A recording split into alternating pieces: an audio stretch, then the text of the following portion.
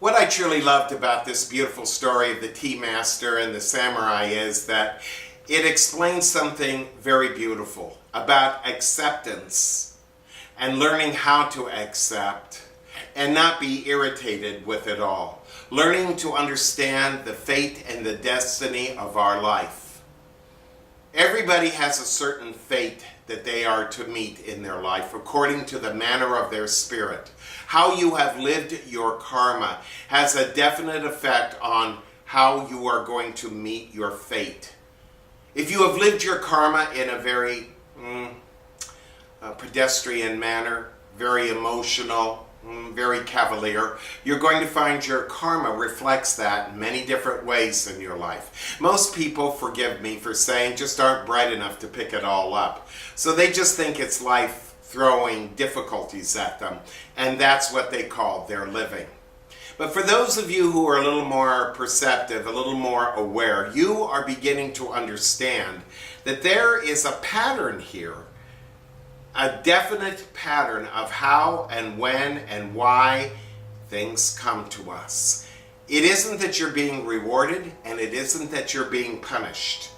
It has to do with coming to that apex of your fate. To come to the fate of your life and not become fatal is what it's really all about. What is your fate? Well, in the story of the tea master and the samurai, the tea master being very diligent about what he did, how he did it, and feeling not just the tradition but the beauty of the tea ceremony. And if you've ever seen this ceremony or had it done to you, you know it is extremely beautiful and meaningful. He had a mindset. He developed a way and a perspective of blocking everything else out and just focusing on the tea ceremony and the tea that was being made. He lived in this manner. Now, he could have opted out. He could have begged his master to pay the money to the samurai or even run away. But he chose not to because that was not his way. He decided to go and get some help from a little Zen master who said, "Hey, you already know how to do this, just do it." So the tea master, seeing his fate, really recognized that this was something he had to face, maybe his death, but he was going to face it with the virtue of his heart and the virtue of his practice of being the tea master. Well, come to find out, his fate was met in that moment, and a courage was born in him.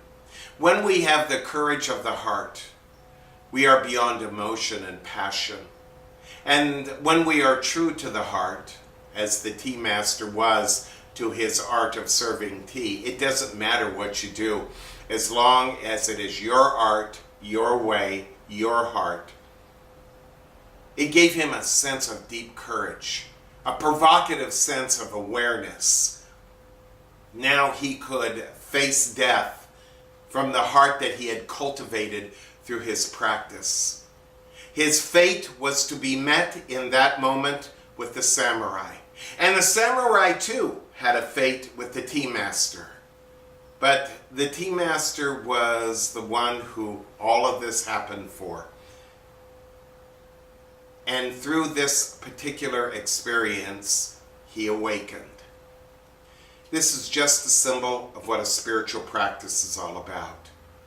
There comes a time in all of our lives where we live and live and live, and we come to a certain crossroads in our life where we meet our fate. And that fate, if we take it, goes to create another destiny for us. And that destiny will bring us to another fate, and another destiny, and another fate, and another destiny, over and over until we absolutely awaken. Your practice is very important. Your meditation, your loving kindness, your compassion, how you live with your heart on the inside, your authentic heart, not the human emotional heart, is the key. To learn to live with it in silence, in submission to it, is the very key. A lot of people listen to me, watch me on YouTube, and they don't really have the aptitude of what it is to be in an authentic spiritual practice. They just don't have it. They have cultivated their life to be the measure of trying to get everything they want. Gratification after gratification after gratification. And all of this does nothing but weaken us and take us apart from the meaning of our own existence. What I offer to you in an authentic spiritual practice is not easy, and it's not for everyone. A lot of people just can't do it. They have over-gratified themselves, and they're just at the place where they lost their grip on this meaningful life of theirs. And so they will live from destiny to destiny to destiny, overlooking the fate that comes to them as an intersection in their life to help them, to bless them, to bring them on to a deeper and deeper meaning in life.